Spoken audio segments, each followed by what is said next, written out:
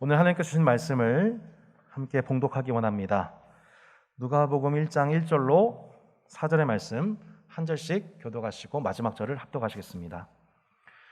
우리 중에 이루어진 사실에 대하여 처음부터 목격자와 말씀에 일꾼된 자들이 전하여준 그대로 내력을 저술하려고 붓을 든 사람이 많은지라. 그 모든 일을 근원부터 자세히 미루어 살핀 나도 데오빌로 각하에게 차례대로 써보내는 것이 좋은 줄 알았노니 이는 각하가 알고 있는 바를 더 확실하게 하려 함이로라. 아멘. 2021년도 다산 교회 비전이 무엇입니까? 네, 무엇입니까? 한번 크게 한번 외쳐볼까요? 성령으로 행하는 교회입니다. 세 가지 방향성이 무엇인가요? 성령으로 행하는 제자, 두 번째 행함으로 가르치는 교사, 세 번째 간증하고 전파하는 증인입니다. 사랑하는 성도 여러분, 우리 다산교회 2021년도 성령으로 행하는 교회 되기를 축복합니다. 성령을 따라 행하는 제자, 우리 행함으로 가르치는 교사, 간증하고 전파하는 증인 되시기를 축원합니다. 진행 중이던 야고보서 강의를 한 주간 멈추고 2021년도 매일 성경 본문인 누가복음 서론 부분을 오늘 읽으면서 어떻게 하면 그 모든 부분을 담지 못하지만 어떻게 성령을 따라 행하는 제자가 될 것인가, 우리 행함으로 가르치는 교사가 될 것인가, 어떻게 주님의 증인이 될 것인가를 묵상해 보는 시간이 되었으면 좋겠습니다. 처음으로 행함으로 가르치는 교사입니다. 여러분, 우리가 읽은 누가복음을 쓴 저자가 누구이지요? 누가입니다. 근데 누가가 또 하나의 책을 썼지요? 그걸 사도행전이라고 합니다. 자, 오늘 읽은 본문 1장 3절에 보면 누가복음의 수신자 이름이 나옵니다. 누구죠, 여러분? 데오빌로 각하. 자, 3절 4절 말씀을 한번 읽어볼까요? 그 모든 일을 근원부터 자세히 미루어 살핀 나도 데오빌로 각하에게 차례대로 써보내는 것이 좋은 줄 알았노니 이는 각하가 알고 있는 바를 더 확실하게 하려 함이로다. 아멘. 누가복음의 수신자가 바로 데오빌로 각하입니다. 각하, 그러니까 로마 정부 고위 관리로 추정되는 그런 사람입니다. 누가가 데오빌로 각하에게 책을 한 권만 쓴 게 아니에요. 차례대로 써보내는 것이 좋은 줄 알았다. 차례대로. 누가복음과 사도행전을 차례대로 써보냈죠. 그 목적이 무엇입니까? 각하가 알고 있는 바를 더 확실하게 하기 위해서. 자, 각하가 알고 있는 바를 확실하게 하기 위해서 이미 알고 있었다는 거예요. 이 데오빌로라는 사람이 이미 복음에 대해서 이미 듣고 알고 있는 사람입니다. 초신자로서 학습자 과정 중에 있는 사람이에요. 이미 복음에 대해서 듣고 알게 된 그 사람을 위해 알고 있는 바를 더 확실하게 하기 위해서 누가는 누가복음과 사도행전, 신약 성경 전체 중에 3분의 1에 해당되는 분량의 책을 썼습니다. 여러분, 2020년도 코로나 가운데서도 따스한 교회에 매우 의미 있는 결실이 있었습니다. 그것이 무엇이었냐면 이화정 성도님, 이지영 자매님과 같은 초신자들이 처음 예수님을 믿고 학습의 과정을 밟았다는 것입니다. 그리고 올해 이제 세례를 준비하게 됩니다. 따스한 교회 데오빌로와 같죠. 여러분, 그러나 한 번 우리가 예수를 믿고 알았다고 해서 그 과정으로 그치는 것이 아닙니다. 10개월 동안 엄마 뱃속에서 막 태어난 아기와도 같지요. 갓난 아기일수록 더 철저하게 보호와 양육을 받아야 합니다. 누가는 전도자요 또한 양육자로서 데오빌로라고 하는 한 사람을 품었습니다. 누가복음 1장 1절로 4절의 서원에 이어서 우리가 사도행전 1장의 서원을 좀 읽어볼 필요가 있습니다. 자, 사도행전 두 번째 편지를 한번 볼까요, 여러분? 자, 말씀에 집중해 주십시오. 사도행전 1장 1절로 2절의 말씀을 같이 한번 PPT 보실까요? 같이 한번 읽어보겠습니다. 시작. 데오빌로여, 내가 먼저 쓴 글에는 무릇 예수께서 행하시며 가르치시기를 시작하신부터 그가 택하신 사도들에게 성령으로 명하시고 승천하신 날까지 이를 기록하였노라. 자, 누가복음의 총 요약이 나오죠. 내가 먼저 쓴 글 어디서부터 어디까지요? 예수께서 행하시며 가르치시기를 시작하신부터 사도들에게 성령으로 명하시고 승천하신 날까지 일을 기록했다. 이게 뭐예요? 누가복음이죠. 누가복음의 총 요약입니다. 그런데 누가복음에서 데오빌로 가카라고 불렀던 그 명칭이 사도행전에서는 명칭이 바뀝니다. 여러분 어떻게 바뀝니까? 데오빌로여, 데오빌로여. 처음에 데오빌로를 대할 때에는 어려웠어요. 격식을 갖춰야 됐어요. 지위를 존중해야 했어요. 그런데 이제 누가가 사도행전에서는 뭐라고 불러요? 데오빌로여. 그를 형제처럼 가족처럼 부르고 있습니다. 데오빌로가 마침내 회심하고 주님의 가족이 된 거죠. 여러분 누가가 누가복음 사도행전을 썼는데 3분의 1 분량을 신약성경 전체 3분의 1 분량을 한 사람 데오빌로라는 사람이에게 차례대로 누가복음과 사도행전을 보내요. 그가 알고 있는 바를 더 확실하게 하기 위해서 어마어마한 양육 편지를 쓴 게 뭐예요? 바로 누가복음과 사도행전이었다는 것입니다. 누가는 역사적 예수님과 교회의 태동에 관한 모든 일을 근원부터 자세히 미루어 살핀 리포트를 쓴 역사가요. 또한 신학자였습니다. 사도 바울의 전도 여행에 참여해서 직접 복음을 증거하고 선교의 역사를 체험했던 행함의 사람이었습니다. 그리고 그는 데오빌로 한 사람의 영적 회심과 성장 과정을 위해서 그것을 위해서 헌신하고 그 과정을 지켜봤던 사람, 데오빌로 각하여 데오빌로를 데오빌로여 감격적으로 마침내 형제로 삼게 된 사람이었습니다. 그는 데오빌로의 눈높이에 맞춰서 차례대로 복음을 전했습니다. 제가 오늘 강조하고 싶은 첫 번째 주제가 차례대로. 여러분 이 단어가 얼마나 중요한지 몰라요. 차례대로. 여러분 얼마 전에 전체 카톡방에 최영미 집사님께서 남겨주신 간증 혹시 읽어보셨습니까? 읽어보신 분 한번 손 들어보시죠. 아무도 안 보이는군요. 예, 놀랍습니다. 네. 여러분 최영미 집사님께서 남겨주신 간증을 보면 참 놀라운 내용이 나옵니다. 이번에 집사님 포함해서 저희가 작년에 7명이 1대1 제자 훈련을 받았거든요. 근데 집사님이 무슨 표현하시냐? 자기가 썬데이 크리스찬이었다. 자기가 30년 넘게 주일을 빠진 적이 없다. 항상 매주일 설교를 들었다. 그럼 몇 번이에요? 대략 1500번에서 2000번이에요. 어마어마한 설교를 들으셨죠? 그런데 놀랍게도 누군가가 나한테 교회에 대해서, 성경에 대해서, 예수님에 대해서 물어보면 대답을 할 수가 없었대요. 누군가한테 복음을 전할 수가 없었대요. 성경에 대해서 천여 개의 단편적인 지식만 갖고 있었기 때문이라는 거예요. 그런데 이번에 12주 과정 동안 점점이 흩어져 있던 성경 지식이 하나로 깨어지게 되면서 성경 전체 거시적으로 숲 전체를 보게 되었다는 것입니다. 그래서 내가 주님의 자녀로서 얼마나 큰 축복을 받은 존재인지, 내게 부어오신 성령님의 도움으로 예수님을 닮아가는 축복된 존재가 되었다는 것을 이번 알게 되었다고 말씀하십니다. 제가 집사님의 그 과정을 들으면서 다시 한번 퍼득 깨달은 게 있어요. 집사님이 하시는 말씀, 이걸 먼저 했었어야 되는데, 이 과정을 먼저 했었어야 되는데, 설교 듣는 것만으로는 안 된다는 거예요. 이걸 어떻게 해요? 차례대로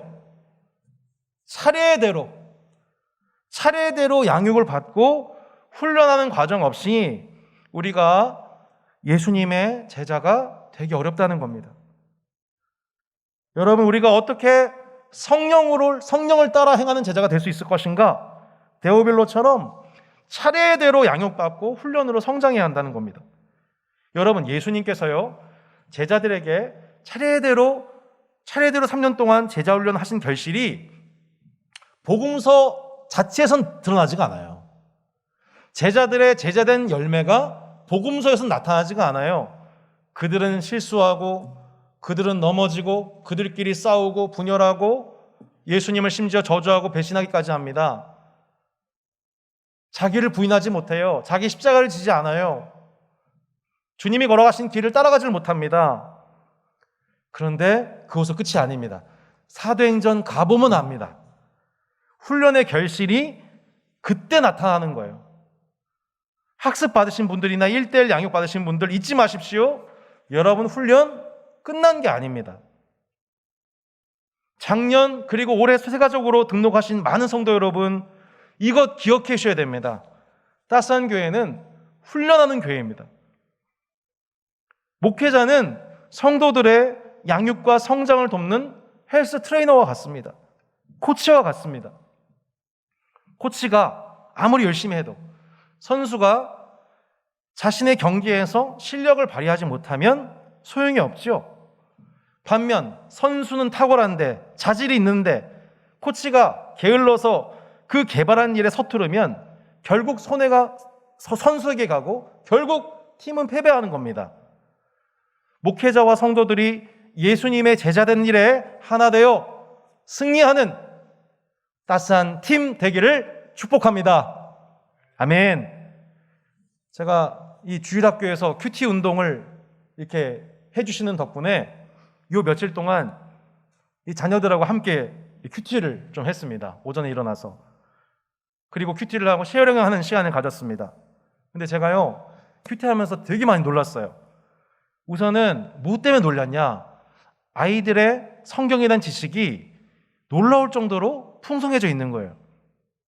주일에 줌 통해서 교육받고 전도사님하고 제자훈련 매주마다 하고 만화 성경책 계속 보면서 성경에 대한 그 기초 지식들이 많이 쌓였고 그 지식 속에서 궁금한 것들이 쏟아져 나오는 거예요. 심지어는 제가 지난 주일 설교 때 가롯 유다 얘기를 했는데 제 자녀 중 한 자녀, 덩치가 큰 자녀가 저한테 이렇게 물어보더라고요. 그러면 아빠 왜 예수님은 가롯 유다를 자신을 배신할 걸 알면서도 왜 그를 선택하신 거예요? 이런 예리한 질문을 하는 거예요. 저도 당장 대답하기가 참 힘들더라고요. 한참 고민하고 나중에 알려줄게.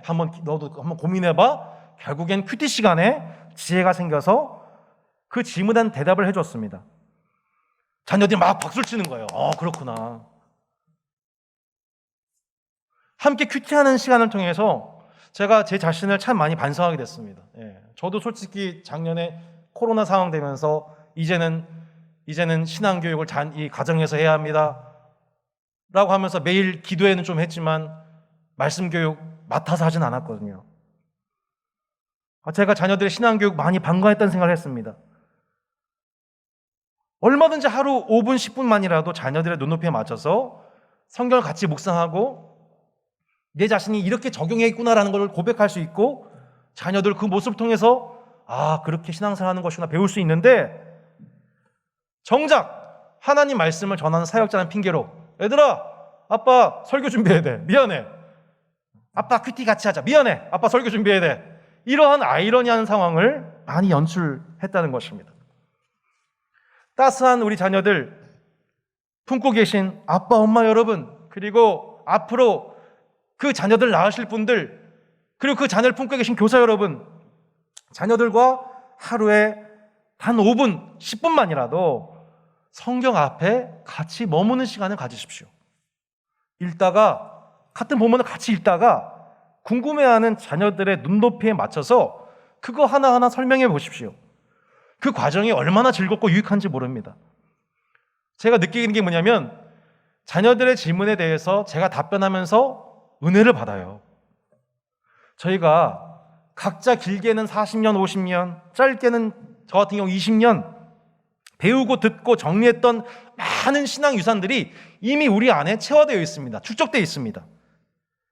근데 그 자녀들에게 신앙 유산을 조금씩 물려주는 것이죠. 우리가 물려줘야 될 신앙 유산은 한평생 보고 너덜너덜해진 성경책, 물론 그것도 유산이죠. 그 흔적이 있는 성경책을 주는 것도 유산이지만 그 성경책을 함께 보면서 교사가 되어진 부모들의 신앙 교육, 그게 정말 자녀들에게 현재적으로 심겨져야 될 신앙 유산인 줄로 믿습니다. 사도행전 1장에서 누가복음을 어떻게 요약했다고요? 예수께서 행하시고 가르치시기를 시작하셨다. 예. 누가복음 요약이 뭐예요? 예수님이 행하시고 가르치셨다. 이 순서로 되어 있잖아요. 내가 행하지 않고 가르칠 수 없어요. 내가 행하지 않고 자녀가 행할 수 없어요. 누가복음이 뭐예요? 누가 행전이에요. 예수 행전이에요. 예수님이 행하시고 가르치셨다. 제자들이 마침내 사도행전에서 어떻게 합니까? 예수님이 행하시고 가르치셨던 것처럼 저들도 행하고 가르침입니다. 그 가르침이, 하나님의 말씀이 왕성해지게 되죠. 여러분, 특별히 2021년도 1, 2월 사회적 거리두기로 어차피 방콕해야 된 나날이에요. 동시에 부모님들 놀라지 마십시오. 방학이 오고 있습니다. 놀랍게도 겨울방학이 또 와요. 1년 360일 그렇게 돌았는데 또 와요. 또 세상에 지금 곳곳에, 지금 대한민국 곳곳에 부모들의 탄식 소리가 곳곳에 들려옵니다. 예. 세상에 또 주일 대 주일에는 교회도 못 가요. 제대로 주중에도 있고 주일에도 있어요. 여러분, 부모님들 작년 한 해 동안 얼마나 고생이 많으셨습니까? 삼시세끼 밥 차리고, 예, 아침 차리면 엄마 점심에 뭐 먹어, 점심 차려주면 저녁에 뭐 먹어, 중간중간에 간식 없어 막 이러면서 엄마 오늘 야식 어때 막 이러면서 이제 하루에 6끼를 챙겨 먹는 놈들 때문에 얼마나 여러분 속상하시고 힘겨우시고, 아멘 주 예수여 어서 오시옵소서 이렇게 항상 마라나타 찬송하시고 그러셨습니까? 예, 설교 없는 얘기 했더니 또 꼬이는군요. 여러분, 하여튼 근데 만약에 이러한, 목사님 이렇게 힘들었는데 우리 여기다가 또 뭐 큐티 뭐 하라고요? 막 주보 보기도 싫죠. 근데 여러분, 우리가 의무감에 의해서 교회에서 하자고 하니까 큐티 교육을 하면 이건 정말 무거운 짐이에요. 근데 그게 아니라 자녀들 덕분에 내가 말씀 앞에 서게 되는 거예요.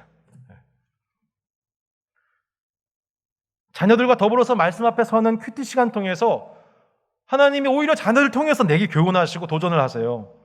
그리고 주님 음성 듣게 하시죠. 할렐루야! 자녀들과 10분 큐티 통해서 여러분, 주님이 자녀들과 부모에게, 자녀들과 늙은이들과 젊은이들에게 말씀하여 주시는 성령님의 교통과 임재가 충만한 여러분 따스한 가정 되시기를 주 예수 이름으로 축원합니다.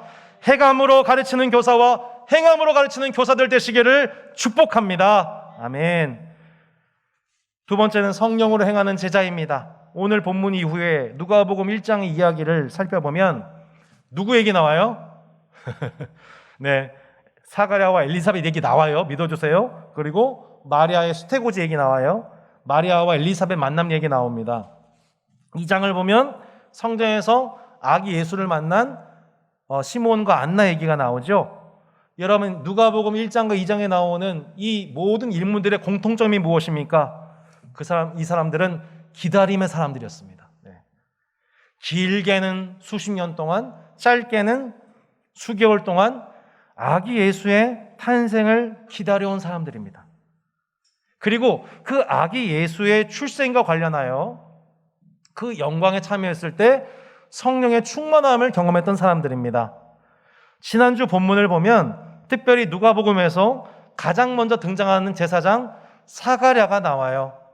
마태복음에서는 여러분 요셉 중심으로 예수님의 족보 이야기, 그리고 요셉 이야기가 나오지 않습니까? 누가복음에서는 독특하게도 제사장 사가랴라는 사람으로부터 이야기가 시작됩니다.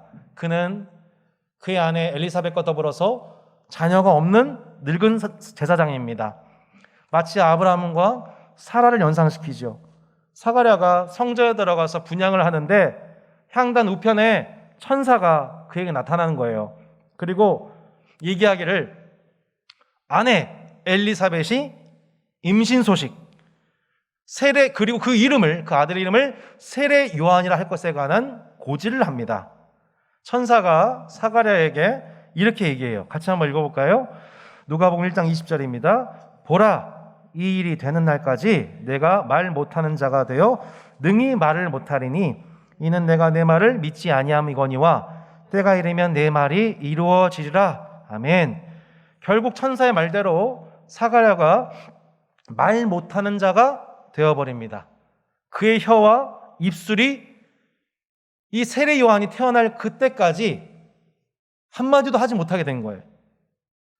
그 혀가 언제 열렸는가? 그 입술이 언제 열렸는가? 마침내 천사가 얘기했던 그대로 예언이 성취될 때, 곧 아들을 얻었을 때입니다. 아들을 얻어서 그 이름을 세례 요한이라고 서판에 적는 그 순간 그의 입이 마침내 열리고 혀가 풀렸습니다. 말을 하면서 하나님을 높이 찬양했습니다.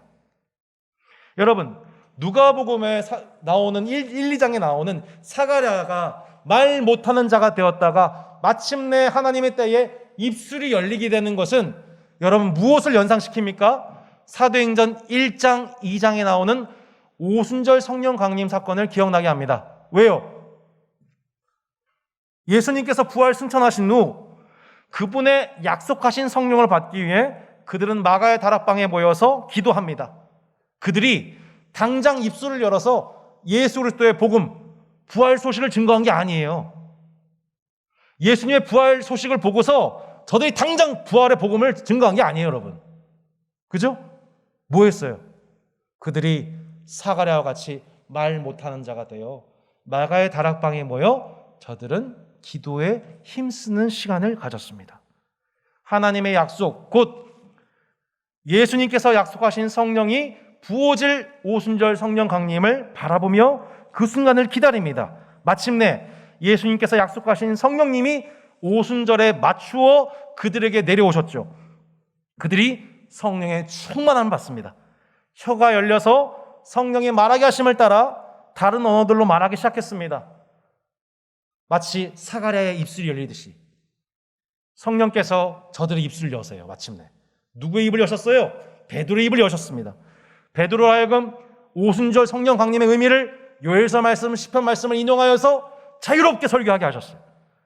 그 순간 교회가 폭발적으로 부흥하면서 놀랍게도 믿는 자가 3,000이나 더해진 역사가 일어났습니다.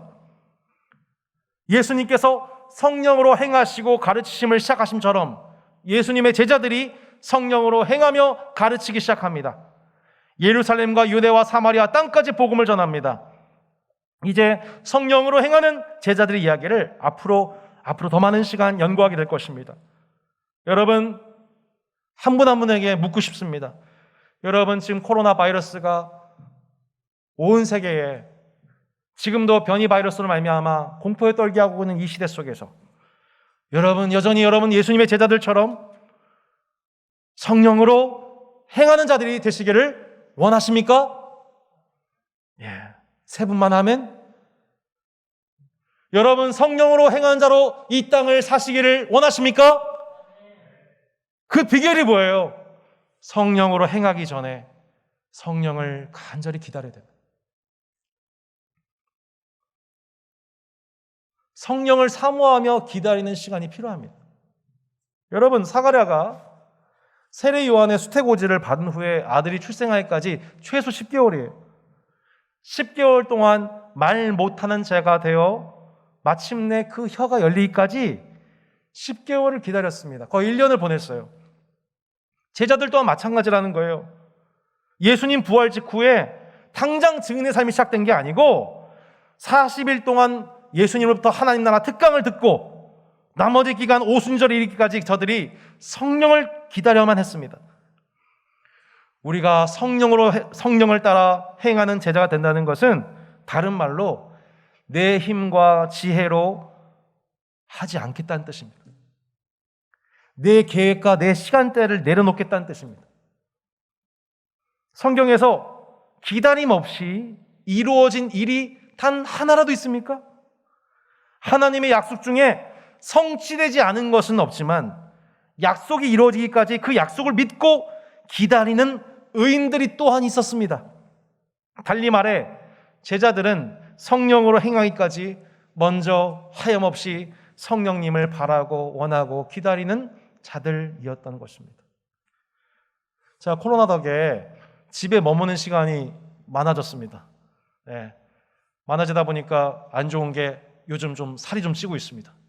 근데 반면에 있으니까 좋은 게 있어요. 그게 뭐냐면 셋째 막둥이가 태어나고 성장하는 과정을 그 어느 때보다 많이 지켜보았습니다. 여러분, 아침에 일어나자마자 하라가 일어나자마자 가장 먼저 하는 일이 여러분 뭔지 아십니까? 뭘까요, 여러분? 혹시 여러분 똥 싸는 거요? 이런 거 아닙니까? 뭘까요, 여러분? 하라가 매일 아침마다 일어나자마자 하는 일은, 가장 먼저 하는 일은 둘 중에 하나예요. 일어나자마자 옆에 있는 엄마를 찾는 것입니다. 혹은 방에 있지 않은, 보이지 않는 엄마를 애타게 찾는 것입니다. 둘 중에 하나예요. 둘 중에 하나예요. 그래서 엄마를 발견하는 그 순간 몸에 바싹 붙어 있거나 옆에 없는 엄마를 애타게 불러서 엄마로 하여금 자신을 찾게 만듭니다. 그러면 결국 하라는 엄마를 독차지하고 한참 동안 그 안에서 안정감을 누립니다. 그 안에서 막 엄마의 몸에 부비부비하고 하품을 하고, 그렇게 일정 시간이 보내면 갑자기 자기를 막 놓아달라고 막 몸을 칩니다. 거의 똑같아요, 제가 지금. 날 놓아달라고. 그리고 떨어져서는 마음껏 활보하고 집을 휘젓기 시작합니다. 여러분, 우리가 성령으로 행하는 제자가 되기 전에, 우리가 말로만 성령으로 행하는 제자가 되게 하옵소서라서 그렇게 행할 수가 없습니다. 성령으로 행하기 전에 우리에게 먼저 선행되어야 되는 충분한 필요한 시간이 있습니다. 마치 엄마의 사랑으로 안정감을 누리는 아기와 같이 하나님 안에서의 충분한 시간을 누리는 겁니다. 내가 지금 이 어둡고 이 어지러운 세상 속에서 속하여서 그와 같이 내버려진 존재가 아니고, 내가 이 세상에 속한 자가 아니고 내가 영원하신 하나님의 속한 자이구나. 내가 그분의 보호 속에 있구나. 이 세상도 이 하루도 주님 손에 있구나. 이거를 충분하게 확인하고 마침내 자신 있는 행보가 시작이 되는 거예요. 여러분, 마치 엄마같이 성령님은 결코 멀리 계시지 않습니다. 성령님은 우선 예수의 피로 성전 삼으신 여러분 안에 계시고 또한 옆에 계십니다. 아침에 일어나자마자 충분히 성령님 안에 거하십시오. 성령님을 애타게 부르십시오. 때로는 편하게, 때로는 애타게, 때로는 편하게, 때로는 애타게 그분의 임재를 바라는 것입니다. 여러분, 때로는 사가랴와 같이 내 입술을 열 수 없는 말 못한 상황 우리가 처하기도 합니다. 하나님의 도움이 없이는 해결되지 않을 상황 속에서 오랜 기간 묵묵히 길을 걸어가야 할 때도 있습니다. 그러나 그 오랜 침묵과 기다림 속에서 끝내는 내 입술을 열어주시고 하나님을 찬송하게 하는 때가 곧 찾아오게 될 것입니다. 혹은 급하고 강한 바람처럼 우리 속에 임하시는 오순절 성령 강림과도 같은 축복의 날도 우리 가운데 올 것을 기대할 수 있기를 소망합니다. 성령으로 행하기 전에 매일 성령님의 임재를 사모하며 기다렸던 사가랴의 10개월과도 같은 2021년 되기를 주 예수 이름으로 축원합니다. 마지막으로 따스한 동역자입니다. 누가복음에 저자 누가가 처음 등장하는 본문은 누가복음이 아니라 사도행전입니다. 사도행전 16장이죠. 처음 바울과 함께 선교사로 부름받았던 것은 바나바였습니다.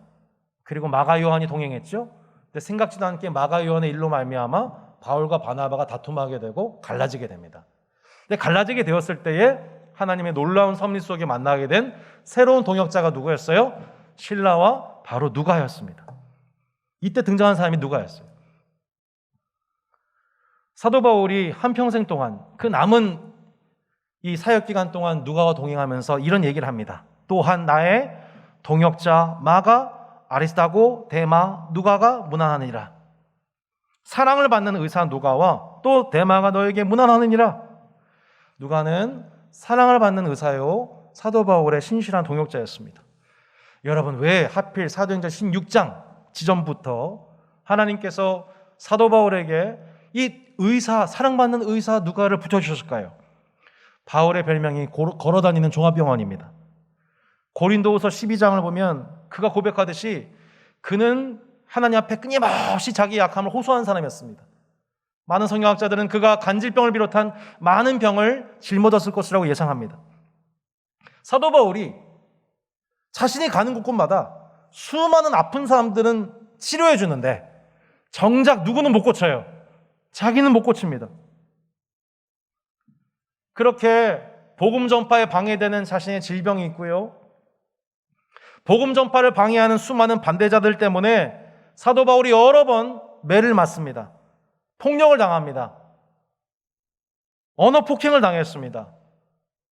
그의 심신은 매일매일 지침의 연속인 거예요. 그런데 그 사도 바울이 지쳐가는 그 순간마다, 몸이 연약한 순간마다 바울의 병든 몸과 마음을 어루만져주고 회복시켜주는 힐러가 있었습니다. 누구예요? 사랑받는 의사 누가였습니다. 누가의 동행과 동역 속에서 바울은 그의 사명을 감당할 수 있었습니다. 사도행전을 나중에 공부해보면 사도 바울만 모여요. 이름이 사도 바울만 모여요. 근데 그 사도 바울이 사도 바울 될 수 있었던 이유는 그 이면에 있습니다. 그 뒤에 사도 바울을 치료해주고 격려해주고 지지해주는 동역자 누가가 뒤에 있었던 것이죠. 누가는 의사이며 동시에 여행가이고 역사가였습니다. 바울을 비롯한 초대교회의 수많은 예수 증언에 관한 기록들을 집대성했고 누가복음과 사도행전을 써 내려갔던 것입니다.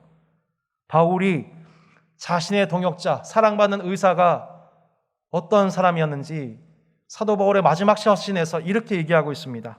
데마는 이 세상을 사랑하여 나를 버리고 데살로니가로 갔고 그레스게는 갈라디아로, 디도는 달마디아로 갔고 누가만 나와 함께 있느니라. 누가만 나와 함께 있느니라. 여러분, 바울의 말년에 많은 동역자들이 자신의 사역지와 일상으로 쫓겼습니다. 심지어는 바울을 배신하고 도망한 사람도 있었습니다. 사도 바울이 한평생 수고하고 인생의 가장 외롭고 쓸쓸한 순간에 병든 몸과 얼마 남지 않은 인생에 대한 예감으로 고통받고 있는 그 순간에 사도 바울 곁에서 끝까지 그를 지켜준 사람 누굽니까? 바로 누가였습니다. 아무도 돌봐주지 않은 사도 바울의 몸 곳곳을 살피며 상처 입은 부위를 약을 발라주고 그 땀을 닦아줬던 사람 바로 누가였습니다. 사도 바울의 고충에 대해서 그 힘겨운 사역의 스토리 하나하나 들어주면서 그것을 기록하기도 하고 메모하기도 하고 또한 그것에 대해서 위로했던 사람 바로 누가였던 것입니다. 바울이 바울 될 수 있었던 것은 첫 번째 하나님의 은혜요.